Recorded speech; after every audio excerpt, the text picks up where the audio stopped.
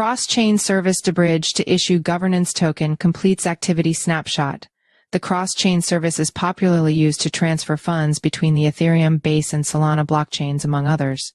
Cross-chain transfer service DeBridge is set to issue a governance token, DBR, on the Solana blockchain. The token will reward users based on their past activity and fees paid. DBR token. Holders will be able to vote on future strategies and implementations of the DeBridge protocol. Cross-chain transfer service DeBridge plans to issue a governance token, DBR, on the Solana blockchain in the coming month. The project's head of marketing told CoinDesk in a release on Wednesday. Allocations will depend on points earned by users in the past several months based on the fees paid to the protocol and funds moved through it since April. DeBridge took a snapshot at 21 UTC on July 23. Snapshots are a record of a blockchain at a particular time and are used by projects to gauge usage and reward users.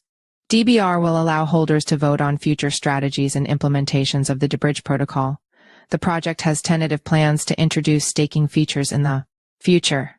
Staking typically involves users locking up their tokens on a protocol or blockchain in exchange for a cut of fees. Cross-chain services allow users to transfer tokens between different blockchains, allowing for funds to be utilized on networks where they weren't originally supported. Data shows that DeBridge is widely used to transfer funds between Ethereum, Arbitrum, Solana, and Base, among other blockchains. Since April, it has recorded over 2.3 million transactions and $2 billion in bridged volume, which generated 1.4 billion points for users. Once released, DBR will join the rising cohort of bridge tokens that are cumulatively worth over $2.2 billion as of Wednesday.